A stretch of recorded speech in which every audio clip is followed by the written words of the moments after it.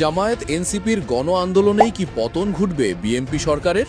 নতুন সরকারের আমলে বিরোধী দল হিসেবে 11 দলীয় জোটের প্রথম বিক্ষোভ সমাবেশে পর এমনটাই প্রশ্ন উঠছে এখন। আপনারা টিকে থাকতে পারবেন না। আওয়ামী লীগের অভাবনীয় পতনের ইতিহাস থেকে আমরা আসলে কি শিখেছিলাম? অনেকেই ধরে নিয়েছিলাম নতুন বাংলাদেশে অন্তত আগামী কয়েক দশক কোনো রাজনৈতিক দল নতুন করে স্বৈরাচার হয়ে ওঠার দুঃসাহস দেখাবে না। কিন্তু বর্তমান রাজনৈতিক দৃশ্যপট আমাদের ঠিক কী ইঙ্গিত দিচ্ছে? বেশি দিন হয়নি ত্রয়োদশ জাতীয় সংসদ নির্বাচন শেষ হয়েছে, জয়ী হয়ে সরকার গঠন করেছে বিএনপি। কিন্তু ক্ষমতার স্বাদ কি এতই তীব্র যে এত অল্প সময়ের মধ্যেই রাজপথ আবার উত্তপ্ত হয়ে উঠতে শুরু করলো? জামায়াতে ইসলামী, এনসিপি সহ 11 দলীয় জোট কেন হঠাৎ বিএনপির বিরুদ্ধে রাজপথে নেমে পড়ল? কেন তারা সরাসরি হুঁশিয়ারি দিচ্ছে যে গত সরকারের পতন হতে যদি 36 দিন লাগে, তবে এই নতুন সরকারের পতন হতে 36 ঘন্টাও সময় লাগবে না? তাহলে কি শেখ হাসিনার মতো একই ভুলের পথে হাঁটছে বিএনপি? আর সেই ভুলের মাসুল হিসেবে কি গণ আন্দোলনের মুখেই তাদের ক্ষমতা হারাতে হবে? খেয়াল করে দেখুন, নির্বাচনের আগে ও পরের পরিস্থিতির মধ্যে আসমান জমিন ফারাক তৈরি হয়েছে। জুলাই গণঅভ্যুত্থানের পর সব রাজনৈতিক দলের মধ্যে সাধারণ বোঝাপড়া তৈরি হয়েছিল। জুলাই সনদ বা জাতীয় ঐক্যমত্যের রূপরেখা দাঁড় করানো হয়েছিল, যার মূল উদ্দেশ্য ছিল দেশের সংবিধানে এমন কিছু কাঠামোগত পরিবর্তন আনা যাতে ভবিষ্যতে আর কোনো দল বা ব্যক্তি চাইলেও স্বৈরাচার হতে না পারে। নির্বাচনের আগ মুহূর্তে বিএনপিও এই সংস্কার প্রক্রিয়ার পক্ষে অবস্থান নিয়েছিল, যদিও তারা শুরু থেকে গড়িমসি করেছে। পরে অবশ্য গণভোটের পক্ষেও তাদের ইতিবাচক সম্মতি ছিল। কিন্তু সমস্যাটা শুরু হলো নির্বাচনের পর। জয় পাওয়ার পর বিএনপির সুর হঠাৎ করেই বদলাতে শুরু করে। তারা সংসদে শপথ নিল ঠিকই, কিন্তু সংবিধান সংস্কারের সেই আগের প্রতিশ্রুতিগুলো এড়িয়ে যেতে শুরু করলো। রাষ্ট্র সংস্কার আন্দোলনের নেতারা যেমনটা বলছেন, বিএনপি আসলে সংস্কারের দিকে এখন পিঠ দেখিয়ে হাঁটছে। নিজেদের দেওয়া আগের প্রতিশ্রুতি আর বর্তমান কাজের মধ্যে কোনো মিল পাওয়া যাচ্ছে না। কিন্তু বিএনপি সংসদে বসে ঠিক কী এমন কাজ করেছে যার জন্য জামায়াত থেকে শুরু করে অন্যান্য রাজনৈতিক মিত্ররা এতটা ক্ষুব্ধ হয়ে উঠেছে? অন্তর্বর্তী সরকারের রেখে যাওয়া কোন জিনিসগুলো বিএনপি সুকৌশলে বাতিল করে দিচ্ছে তা জানলে আপনিও হয়তো অতীতের স্বৈরাচারের সাথে তাদের মেলাতে পারবেন। ডক্টর ইউনূসের নেতৃত্বাধীন অন্তর্বর্তী সরকার তাদের সময় মোট 133টি অধ্যাদেশ জারি করেছিল। নতুন সংসদ বসার পর নির্দিষ্ট সময়ের মধ্যে এগুলো অনুমোদন করতে হয়, নইলে সেগুলো বাতিল হয়ে যায়। বিএনপি সরকার এই 133টির মধ্যে 117টি অনুমোদন করলেও সবচেয়ে গুরুত্বপূর্ণ 20টি অধ্যাদেশ আটকে দিয়েছে। তাহলে কোন অধ্যাদেশগুলো তারা বাতিল করছে বা বিল আকারে আনছে না? শুনলে অবাক হবেন, এর মধ্যে রয়েছে সুপ্রিম কোর্টের বিচারক নিয়োগ সংক্রান্ত অধ্যাদেশ, সুপ্রিম কোর্টের জন্য আলাদা সচিবালয় তৈরির অধ্যাদেশ, জাতীয় মানবাধিকার কমিশন, গুম প্রতিরোধ এবং দুর্নীতি দমন কমিশন বা দুদক সংক্রান্ত অধ্যাদেশ। এই প্রতিষ্ঠানগুলো যদি পুরোপুরি স্বাধীন হয়ে যায়, তাহলে সরকারের হাতে ছড়ি ঘোরানোর ক্ষমতা কমে যাবে।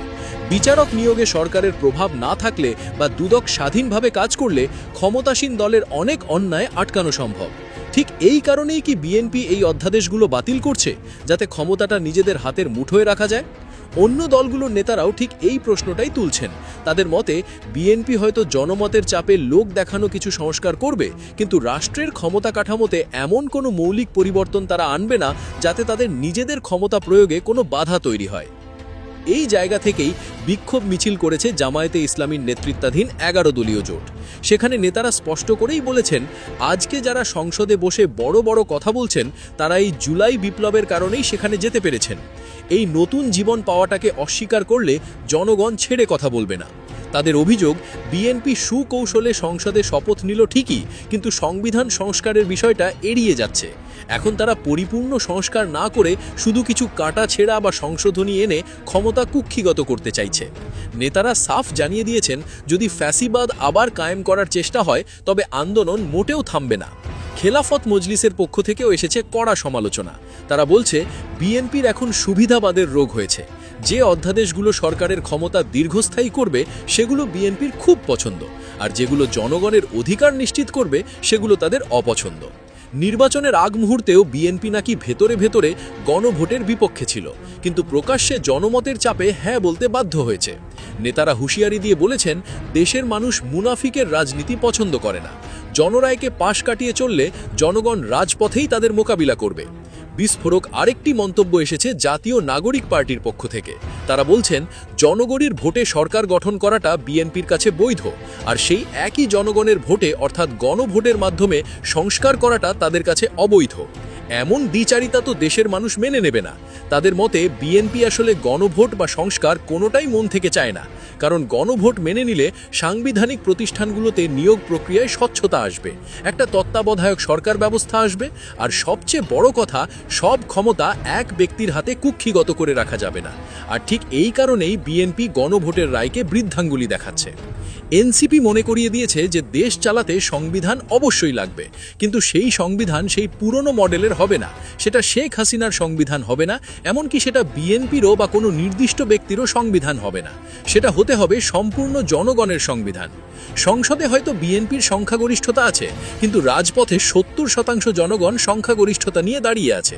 এই বিশাল জনমতকে অমান্য করে কেউ ক্ষমতায় টিকতে পারবে না। এদিকে সবাই যখন বিএনপির বিরুদ্ধে একাট্টা হয়ে রাজপথে নামছে, তখন অন্যান্য দলগুলো কি করছে? সবাই কি রাজপথে, নাকি কেউ কেউ এখনও ক্ষমতার ভাগিদার হয়ে পরিস্থিতি পর্যবেক্ষণ করছে?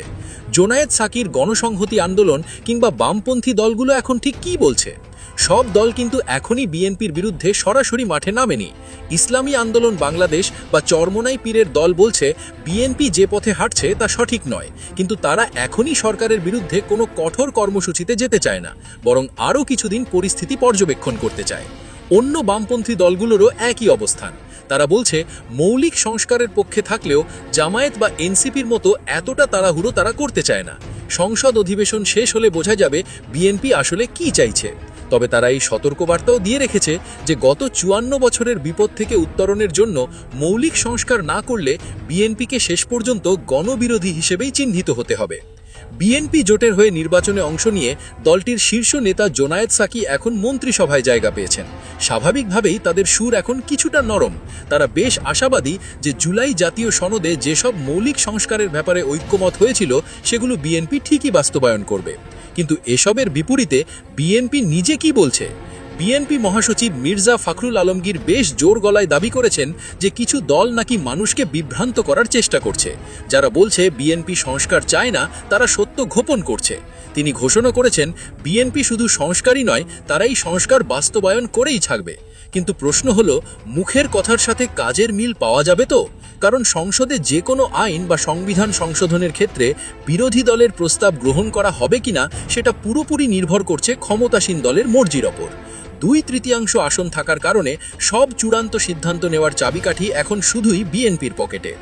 এখন প্রশ্ন হলো, বিএনপি কি আসলে আওয়ামী লীগের মতো ভুল করছে? ক্ষমতা মানুষকে অন্ধ করে দেয়, এই কথাটা চিরন্তন সত্য। বিপুল সংখ্যাগরিষ্ঠতা পাওয়ার পর যে কোনো দলের মধ্যেই একছত্র আধিপত্য বিস্তারের লোভ তৈরি হয়। বিএনপিও হয়তো ভাবছে সংসদে তো আমাদেরই লোক বেশি, আমরা যা পাশ করব সেটাই আইন। কিন্তু তারা যদি ভুলে যায় যে এই সংসদটা তৈরি হয়েছে জুলাইয়ের গণ অভ্যুত্থানের ওপর দাঁড়িয়ে, তাহলে সেটা হবে তাদের সবচেয়ে বড় ভুল। যে ছাত্র জনতা, সাধারণ মানুষ এবং রাজনৈতিক দলগুলো এক হয়ে হাসিনা সরকারকে টেনে নামাতে পেরেছে, তারা কিন্তু এখনও প্রস্তুত আছে। তাদের দাবি পরিষ্কার, ক্ষমতার বিকেন্দ্রীকরণ চাই, জবাবদিহিতা চাই এবং সত্যিকারের রাষ্ট্র কাঠামো চাই। বিএনপি যদি মনে করে পুরনো কায়দায় কিছু লোক দেখানো পরিবর্তন করে তারা পার পেয়ে যাবে আর গুরুত্বপূর্ণ প্রতিষ্ঠানগুলো নিজেদের নিয়ন্ত্রণে রেখে ক্ষমতা ভোগ করবে, তাহলে আগামীতে জামায়াত, এনসিপি সহ আপামর ছাত্র জনতার আরও বড় এক গণ আন্দোলনের মুখে পড়াটা তাদের জন্য কেবল সময়ের ব্যাপার হয়ে দাঁড়াবে। আর সেই আন্দোলনের তীব্রতা হয়তো আগের বারের চেয়েও ভয়ঙ্কর হতে পারে। তাহলে কি হবে বলে আপনাদের মনে হয়? বিএনপি কি সত্যি ক্ষমতার মোহে পড়ে একনায়কতন্ত্রের দিকে এগোচ্ছে, নাকি তারা জনগণের চাওয়া অনুযায়ী সত্যি সংস্কারগুলো বাস্তবায়ন করবে? আপনার মূল্যবান মতামত জানিয়ে দিন আমাদের কমেন্ট সেকশনে।